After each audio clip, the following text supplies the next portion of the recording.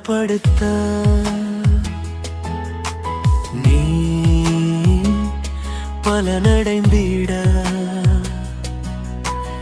உன்னை மறுபடியும்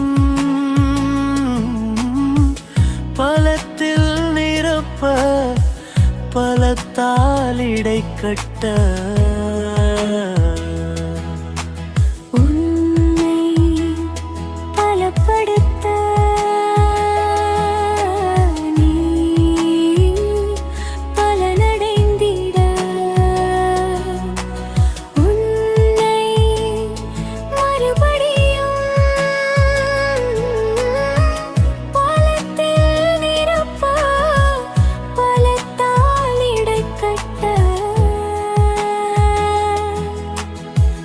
கழுகுகளைப் போல் பலனடைந்து படைந்திட உன்னை மறுபடியும் பலப்படுத்துவேன். உன்னை மறுபடியும் பலப்படுத்துவேன். கழுகுகளைப் போல் பலனடைந்து பறந்திட உன்னை மறுபடியும் உன்னை மறுபடியும்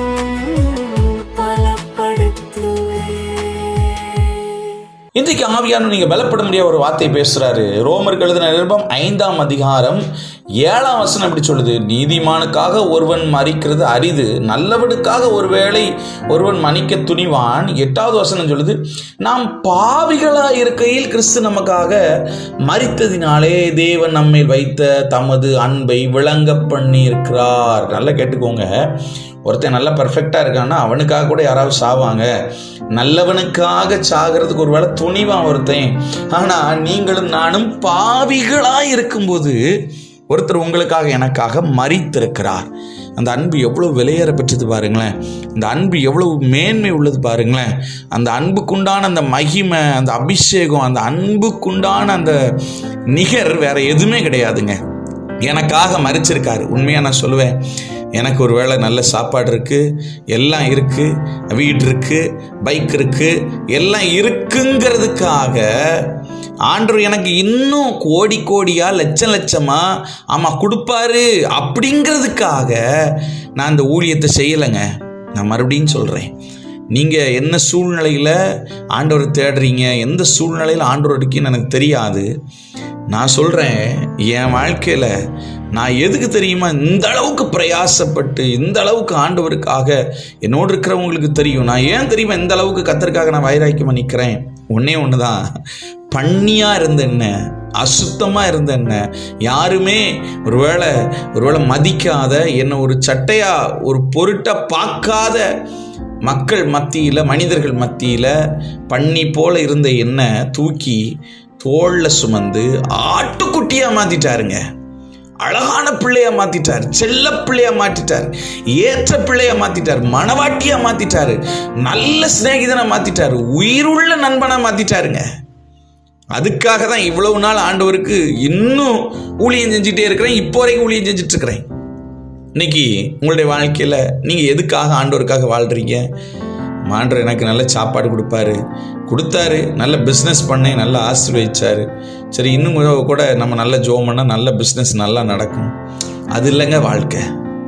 ஆண்டவர் உங்களை என்னையும் பாவத்திலிருந்து மீட்டெடுத்திருக்கிறார். அவருடைய ரத்தம், சிந்தப்பட்ட ரத்தம் கையில், காலில், விலாவில், சிரஸில் வழிந்த ரத்தம் உங்களையும் என்னையும், பாவியாய் இருந்த உங்களையும் என்னையும் அவருடைய கனமான பிள்ளையாய், பரிசுத்தவாளனாய், பரிசுத்தவாட்டியாய் மாற்றிவிட்டது. அதுக்குத்தான் இன்னைக்கு ஆண்டவர் உங்களோட இன்னைக்கு இதெல்லாம் பேச சொல்லிட்டு இருக்கிறாரு. இல்லைன்னா நான் என்னைக்கோ கூத்தாடி மாதிரி சினிமா ஃபீல்டில் இருந்திருப்பேன். வித்தியாசமான மோசமான வாழ்க்கையை வாழ்ந்து நாசமாக போயிருப்பேன். பண்ணியோட கேவலமான இடத்துல என்னுடைய வாழ்க்கை முடிஞ்சு போயிருக்கும்.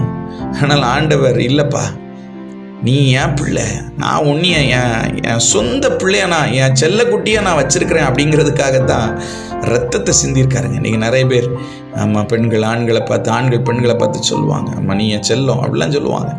வாலிப பிள்ளைகள் குறிப்பாக நம்ம ரொம்ப காதல் மோகத்தில் விழுந்து கிடக்கிறவங்களாம் சொல்லுவாங்க, நீ என் செல்லம், என் டாலின் அப்படிலாம் சொல்லுவாங்க. நான் சொல்கிறேன், எனக்கு உண்மையான செல்லம், உண்மையான டாலின், உண்மையான எனக்கு என் இருதயத்துக்கு ஏற்ற என்னுடைய ஆமாம் மை மேட்ச், மை பர்ஃபெக்ட், எனக்கு எல்லாமே அப்படின்னா இயேசு ஒருத்தர் தான். ஏன் தெரியுமா? எனக்காக சொந்த ரத்தத்தையே சிந்தி என்னை அவருடைய பிள்ளையா, அன்பான மகனா, செல்ல பையனா, உரிமையான பையனா என்ன வச்சிருக்காருங்க. அவரு உரிமையான மனவாட்டி என்ன வச்சிருக்காரு, பெஸ்ட் ஃப்ரெண்டா வச்சிருக்கிறாரு. அதனால தான் இன்னைக்கு வரைக்கும் அவருக்காக நான் ஓடிட்டு இருக்கிறேன். நீங்க இயேசுக்கு யாரா இருக்கிறீங்க? அவர் ரத்தம் சிந்திருக்காருல்ல, அவர் உங்களுக்கு யாருங்க? தொடர்ந்து நாளை தினமும் இதே போல இன்னொரு மகிமையின் வார்த்தையை பலப்படுவதற்கு ஆண்டவர் உங்களோடு பேச விரும்புகிறார். தொடர்ந்து கேளுங்க. கர்த்தர் உங்களை ஆசீர்வதிப்பார். God bless you.